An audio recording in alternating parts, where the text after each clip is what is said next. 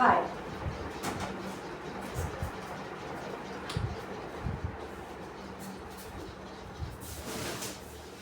Hello. तो हम लोगों ने राज्यसभा के बारे में कुछ चीज़ें पढ़ी थी कि राज्यसभा आर्टिकल 18 में आता है और राज्यसभा की स्थापना कब हुई और राज्यसभा के और राज्यों की परिषद से राज्यसभा कब करा गया। तो ये सब चीज़ों हम लोगों ने पढ़ लिया था। बट आज मेन क्या है, आज हम लोग उसके आगे की चीज़ें पढ़ने वाले हैं। उसका इलेक्शन कैसे होता है, उसके इलेक्शन में कैसे भाग लेते हैं। पहली बात, ये अप्रत्यक्ष इलेक्शन होता है, मतलब प्रत्यक्ष रूप से इलेक्शन नहीं होता, अप्रत्यक्ष इनडायरेक्टली होता है। इसमें जनता के थ्रू जो चुने गए मेंबर होते हैं उनको, जैसे विधानसभा, देखो पहले होती है कि इसमें विधानसभा भाग लेते हैं, विधानसभा के निर्वाचित सदस्य।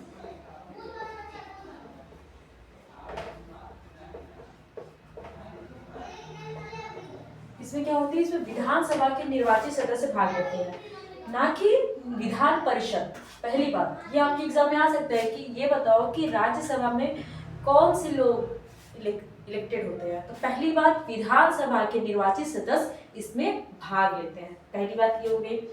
सिंगल ट्रांसपेरेंट वोट, एकल संक्रमणकारी विशेष प्रावधान। मतलब इसमें क्या होता है कि जैसे कि 4 सीट हो गई, ए हो गई, बी हो गई, सी हो गई, डी हो गई। तो एक 15 पा रहा है, एक 20 पा रहा है, एक 46 पा रहा है, एक 66 है, ठीक है, इतना सीट है। तो हर लोगों को, ए वाले को भी तुम्हें देना पड़ेगा। जैसे 5 मार्क्स होता है तो आप 5 में से उसे क्या देना चाहती हैं, 1 देना चाहती हैं, 2 देना चाहती हैं, 3 देना चाहती हैं, 4 देना चाहती हैं, और जिसका सबसे कम होगा उसको इलेक्टेड कर दिया जाएगा। ठीक है, इतना चीज आपको समझ में आया। एकल संक्रमित मत से आपको सबको वोट देना होता है, उसमें अपने चॉइस के अनुसार उसे रेटिंग देते हैं नंबर के फॉर्म में। मतलब 1 rating, 2 rating, 3 rating, 4 rating, 5 rating, इस हिसाब से उसको देते हैं। ये चीज हो गया। अब इसको हम मिटा देते हैं। हमारा जो मेन है, सॉरी,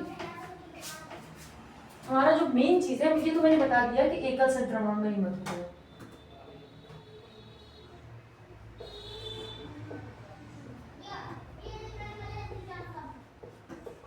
ठीक है, इतना चीज तो आपको समझ में आएगा कि मैं इसमें बोल क्या रही हूँ। अब बात आई कि राज्यसभा कभी भंग नहीं होती, मतलब राज्यसभा जो होती है, लोकसभा डिस्ट्रॉय हो जाती है लेकिन राज्यसभा नहीं होती।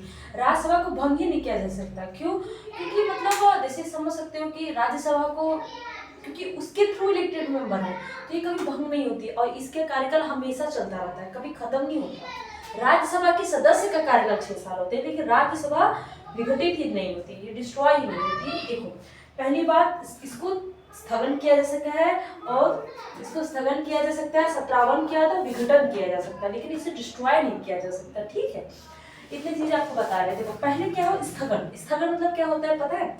मतलब कुछ घंटे के लिए, कुछ दिनों के लिए राज्यसभा को मतलब वेटिंग में रखना। ठीक है, और सत्रावसान क्या होता है कि सत्र समाप्त, मतलब जो आर्टिकल 85 में सत्रावसान के बारे में बताया गया है। ठीक है, इसमें क्या होता है कि जैसे कि ऋतु मौसम आता है, उस हिसाब से आपको इलेक्शन, मतलब कुछ महीने के लिए विधानसभा या लोकसभा को मतलब बैठाया जाता है, या उसको कहा जाता है कि वेटिंग लिस्ट में, हॉलीडे टाइम में। ठीक है, तो सत्रावसान होता है। और विघटन, देखो राज्यसभा को विघटन करने का अधिकार जो है राष्ट्रपति के पास है, उसके अलावा किसी के पास नहीं है। ठीक है, राज्यसभा का कार्यकाल अनलिमिटेड होता है, मतलब इसका जो कार्यकाल होता है ये ऐसा नहीं होता है कि 6 साल हो गए। राज्यसभा के सदस्य का कार्यकाल 6 साल होता है। पहली बात, ये आपने से पूछ सकता है, राज्यसभा का कार्यकाल अनलिमिटेड होता है। ठीक है, अनलिमिटेड होता है, लेकिन राज्यसभा के सदस्य का कार्यकाल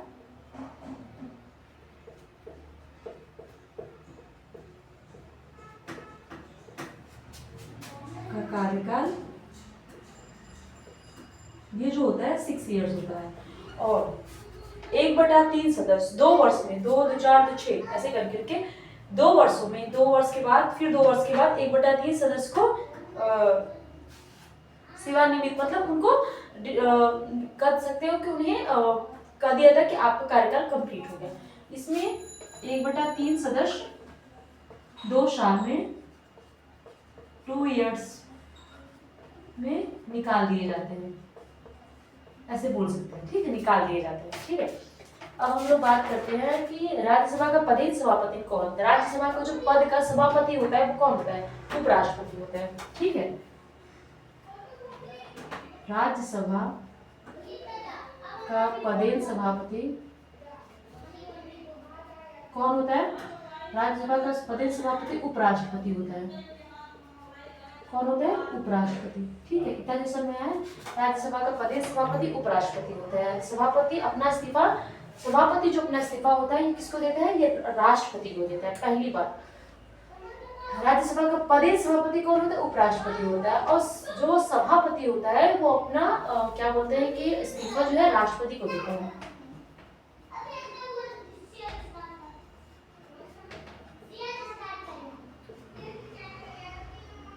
किसको देता है? राष्ट्रपति को देता है। ठीक है, राष्ट्रपति, सॉरी, हाँ राष्ट्रपति को देता है। ठीक है, राष्ट्रपति को देता है। उपराष्ट्रपति अपना इस्तीफा किसको देता है? सभापति को देता है। उपराष्ट्रपति जो होता है, उपराष्ट्रपति अपना इस्तीफा जो है किसको देता है? सभापति को देता है। उपराष्ट्रपति जो अपना वो होता है, देखो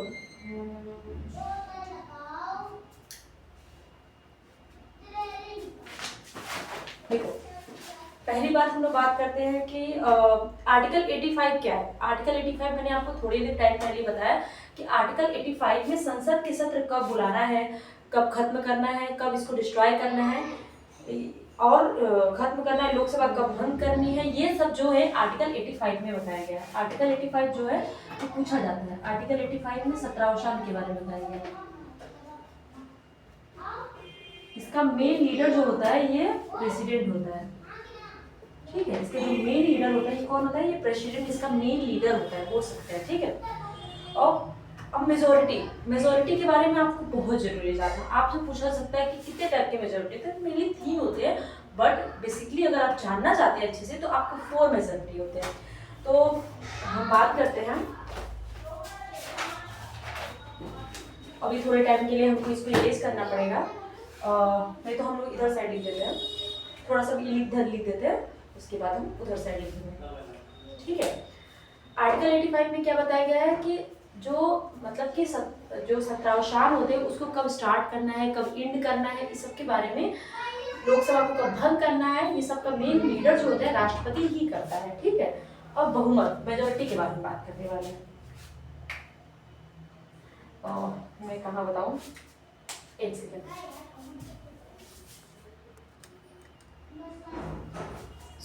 हम लोग बात करने वाले हैं क्या बोलते हैं उसको, जैसे कि आप बोल सकते हैं कि मेजोरिटी के बारे में बात करने वाले हैं।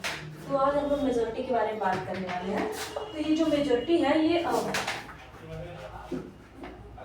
बस एक वर्ड नहीं, पहली बात ये बस एक वर्ड नहीं। एक सेकेंड,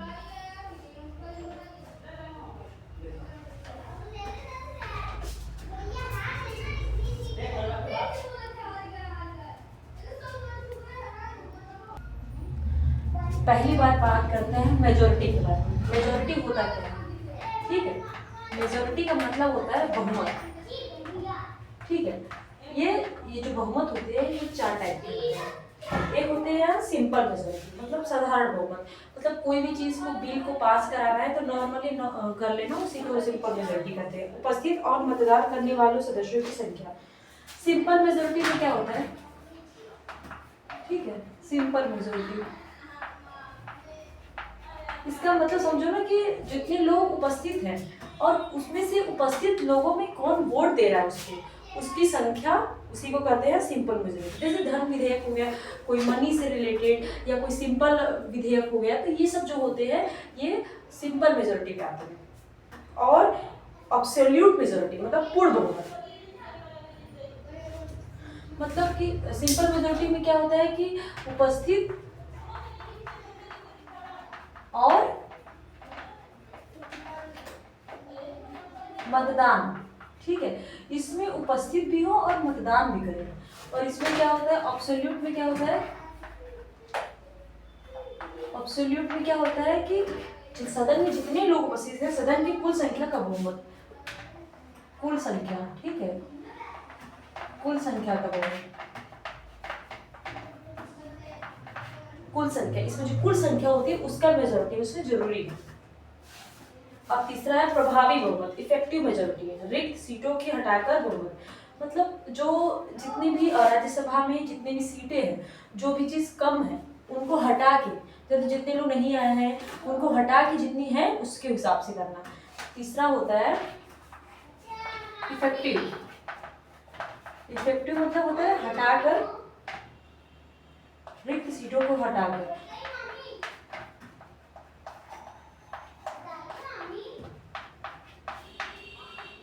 मतलब 250 है और 210 आए हैं तो 210 के हिसाब से किया जाएगा। और विशेष बहुमत, स्पेशल मेजोरिटी, ये बहुत इंपॉर्टेंट है। स्पेशल मेजोरिटी क्या होता है समझ लो। स्पेशल मेजोरिटी, स्पेशल मेजोरिटी क्या होता है, यह एक बहुत इंपॉर्टेंट मेजोरिटी होता है। इसमें क्या होता है कि कोई भी चीज़ हो गया, मतलब कुछ भी नियम कानून जो बहुत डिफिकल्ट होता है उसको जो स्पेशल मेजोरिटी के थ्रू ही पास किया जाता है। जैसे मैं पढ़ रही हूँ, स्पेशल मेजोरिटी विनिश्चित बहुमत, इसे इसको बोलते हैं विनिश्चित बहुमत, उपस्थित और मतदान करने वालों को 2/3 बहुमत और सदन के कुल सदस्यों का बहुमत भी हो, मतलब कि जितने भी लोग उपस्थित है उसका 2/3 बहुमत और सदन में कुल सदस्यों का बहुमत भी हो।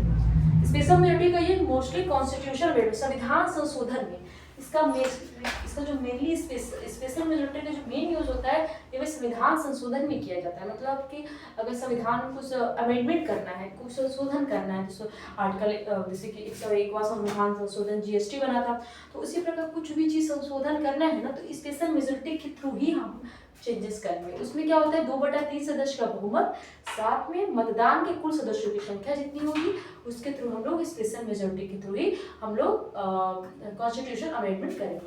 ठीक है, अब हम लोग बात करते हैं इम्पीचमेंट। इम्पीचमेंट होता क्या है, ये जो आर्टिकल है ये आर्टिकल 61 है।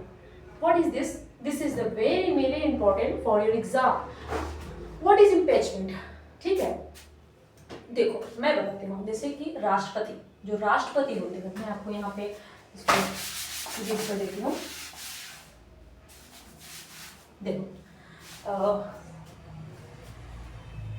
मैं बताती हूँ। देखो इम्पीचमेंट जो होता है जिसे कहते हैं महाभियोग, मतलब राष्ट्रपति अगर कोई काम अच्छे से नहीं कर रहा है, अपने काम में कोई भी चीज लापरवाही कर रहा है, तो उसको उस पद से हटाने की प्रक्रिया ही इम्पीचमेंट कहलाता है। मतलब वो महाभियोग आर्टिकल 61 में बताया गया है। ठीक है, आपको ये याद होना चाहिए। आर्टिकल 61 में क्या बताया? महाभियोग, मतलब राष्ट्रपति अगर अपना काम को अच्छी तरीके से नहीं कर रहा है तो उसको उसके पद से हटाने की प्रक्रिया को ही इम्पीचमेंट कहते हैं। ठीक है, एक सेकेंड में दूसरा कलर दे रही हूँ यूज करें।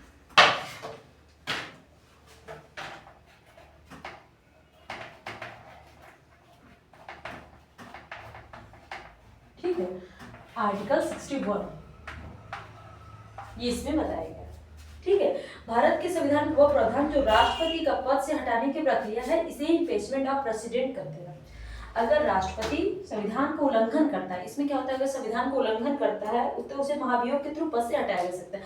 लेकिन आज तक ऐसा भारत में नहीं हुआ है, किसी के ऊपर इम्पीचमेंट नहीं हुआ है। ठीक है, उसकी प्रक्रिया होते हैं, प्रोसेस होते हैं। ऐसा नहीं होता कि एक लोगों ने बोला कि अरे इन्होंने ये चीज गलती किया तो फटाक से उसको पद से हटा दिया गया, वो भी राष्ट्रपति के पद, प्रेसिडेंट के। ऐसा तो है नहीं कि विधायक के पद को हटाया जाएगा, नहीं। तो इसका प्रोसेस होता है, ऐसे नहीं होता कि किसी को भी पद से हटा दिया जाएगा, नो। तो चलिए हम लोग बात करते हैं इसके प्रोसेस होते हैं। इसके 4-5 प्रोसेस होते हैं। ठीक है, मैं इसमें लिखना ज़्यादा ज़रूरी है, अगर मैं समझा देती हूँ। पहली बात कि इसमें क्या होता है कि संसद का कोई भी सदन राष्ट्रपति के खिलाफ सिफारिश आरोप लगा सकता है। मतलब जो संसद का कोई भी सदन, लोकसभा या राज्यसभा, कोई भी, वो क्या होता है प्रेसिडेंट के ऊपर आरोप लगा सकता है कि आपने ये चीज़ ऐसे नहीं किया, वो चीज़ ऐसे नहीं किया। फिर क्या होता है, प्रस्तावना लाने से पहले प्रस्तावना जो हम लोग आरोप लगाने हैं उसके पहले हमको 14 दिन के पहले नोटिस देना पड़ता है कि हाँ आपने ये चीजें गलत की, ऐसे ऐसे करके राष्ट्रपति के पास नोटिस देना पड़ता है। ठीक है, प्रस्तावना को सदन में कुल सदस्यों के 2/3, अगर वो प्रस्तावना उनको लगा कि पहले वाले को लगा कि हाँ ये सही बोल रहे हैं, तो उसमें से 2/3 मतलब 3 में 2 लोगों को बोलना पड़ेगा कि हाँ इनके में ये चीजें गलती है। तो 2/3 सदस्य जब तक उसमें इम्पीचमेंट नहीं करेंगे, कि हाँ नहीं बोलेंगे, कि हाँ वोट नहीं देंगे, तब तक आगे सिफारिश पे नहीं जाएगा। पहला प्रोसेस क्या है कि लोकसभा राज्यसभा कोई भी सदन इस पे बोल सकता है कि हाँ ये इनकी में ये चीज़ गलती है, लेकिन कोई भी सदन ये आरोप लगा सकता है, ठीक है, कोई भी खिलाफ आरोप लगा सकता है इसके राष्ट्रपति के खिलाफ। दूसरा क्या है, दूसरे में ये है कि जैसे कि आरोप जो प्रस्ताव लाने से पहले 14 दिन, कम से कम 14 दिन पहले नोटिस देना पड़ता है। तीसरा क्या है कि प्रस्ताव को सदन में पूर्ण सदस्य जो प्रस्ताव है जो लाया, जिसके थ्रू उन्होंने बोला है कि हाँ ये चीज़ में ये चीज़ दिक्कत है, तो उसमें 2/3 सदस्य के बहुमत होने चाहिए। मतलब 2/3 सदस्य जब तक बहुमत पास नहीं करेंगे, जो प्रस्तावना उन्होंने लाया था वही खारिज हो जाएगा। अगर इसके बाद अगर तीनों लोगों ने ये चीज़ कर लिया, मतलब तीनों प्रोसेस कंप्लीट हो गया है, तो चौथा प्रोसेस क्या है, फिर दूसरा सदन, जैसे लोकसभा में कोई बोला है तो राज्यसभा देखेगा, दूसरा वाला सदन जो होगा, दूसरा सदन आरोप का जांच करेगा, दूसरा सदन जो होगा आरोप का जांच करेगा। अगर 2/3 सदस्य से प्रस्तावना पास हो जाता है, दूसरे सदन से भी 2/3 सदस्य प्रस्तावना से पास हो जाता है, तो राष्ट्रपति को उनको पद से हटना पड़ेगा, ठीक है। तो ये पांचों हो गया। पहला क्या था, पहला ये था कि लोकसभा राज्यसभा कोई भी, पहला हमने नहीं बताया कि लोकसभा राज्यसभा कोई भी व्यक्ति राष्ट्रपति के खिलाफ वो आरोप लगा सकता है। दूसरा क्या है, प्रस्तावना कम से कम 14 दिन पहले आ जाए राष्ट्रपति के पास, सिफारिश देनी पड़ती है। तीसरा क्या है कि जिस मतलब कि जो सदन से जो सदन के व्यक्ति ने ये आरोप लगाया है, उस सदन से 2/3 सदस्य की बहुमत जब तक नहीं होगी, आगे प्रोसेस नहीं होगा। चौथा क्या था कि दूसरा जब 2/3 सदस्य से बहुमत पारित हो जाएगा, जो चौथा सदन है वो जांच करेगा। दूसरा वाला दूसरा सदन जो होगा, जैसे लोकसभा हो गया तो राज्यसभा करेगा, राज्यसभा हो गया तो लोकसभा करेगा। जो दूसरा सदन होगा वो क्या करेगा, वो चेक करेगा कि हाँ इन्होंने जो बात कही है वो सही है कि नहीं। उसके बाद पांचवा क्या है कि 2/3 सदन जो दूसरे वाले हैं उनसे भी अगर पारित हो जाएगा कि हाँ इन्होंने बात सही किया है, मैं भी इस एक्सेप्ट करता हूँ, तो राष्ट्रपति को उनको पद से हटना पड़ेगा। ये तो आपको समझ में आ गया मैंने क्या बताया, ठीक है। अब हम लोग बात करते हैं कि जैसे कि जो राज्यसभा होती है, स्टेट होती है, उनके जो सीट होते हैं, पहली बात तो एक फॉर्मूला है जैसे कि जिसके थ्रू आप निकालेंगे। जैसे कौन सा फॉर्मूला है मैं आपको बताती हूँ, कोटा, ठीक है, कोटा इक्वल टू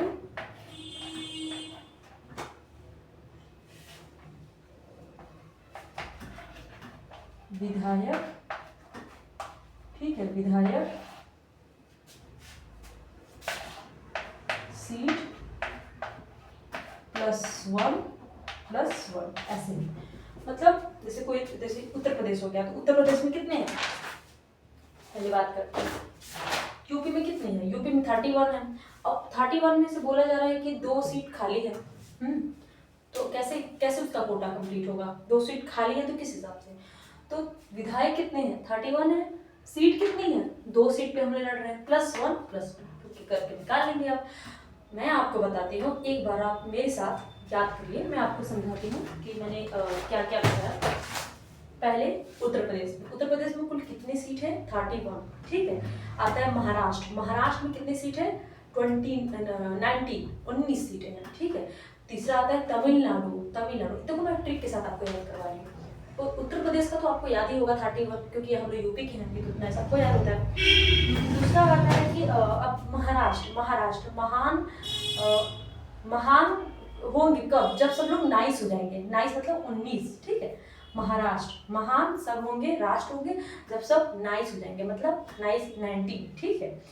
तमिलनाडु, तू मिलना, कोई कह रहा है कि तुम मुझसे मिलना, तो मिलने से पहले 18 साल कंप्लीट होना पड़ता है। मतलब भाई कोई बोल रहा है कि तुम मुझसे मिलो फलाना ढिमकाना, तो उसके लिए 18+ होना चाहिए, ठीक है।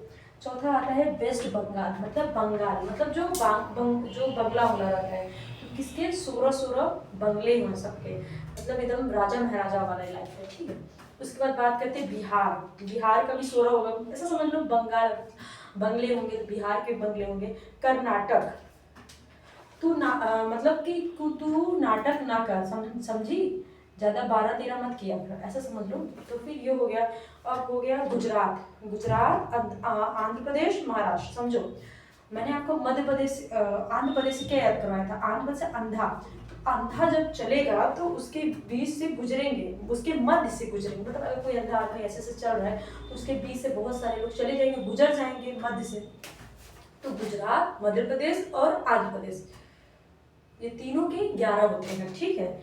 उड़ीसा, उड़ीसा, उड़ीसा, उड़ीसा जो होती है ना,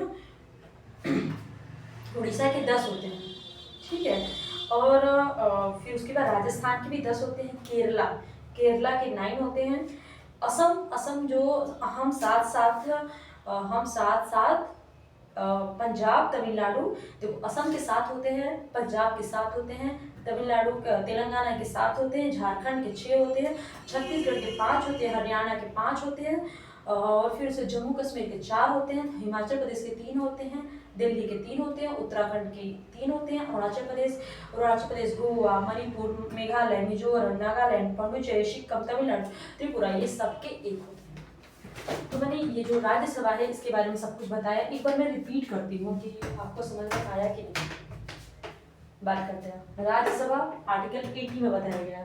स्थापना 3 अप्रैल 1952 में हुई थी। पहली बैठक 13 मई 1952 में हुई थी। 13 अगस्त 1954 में राज्यों की परिषद से राज्यसभा रखा गया, ठीक है। राज्यसभा का मैक्सिमम सीट 250 होते हैं।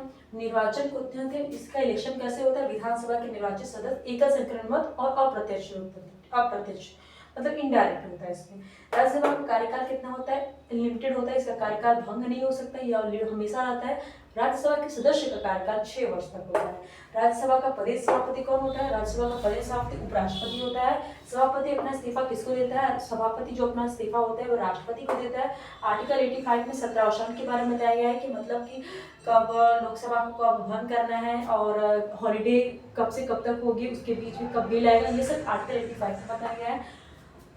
तो उसके बाद मैंने आपको बताया कि आर्टिकल 61 में बताया गया है कि महाभियोग के बारे में बताया गया है, राष्ट्रपति के महाभियोग मतलब राष्ट्रपति को उनके पद से कैसे हटाया जाएगा। तो मैंने ये सब चीज़ें आपको राज्यसभा वाले में बता दिया है। तो if you like this video please subscribe my channel. Thank you so much for watching my video. जय श्री राम।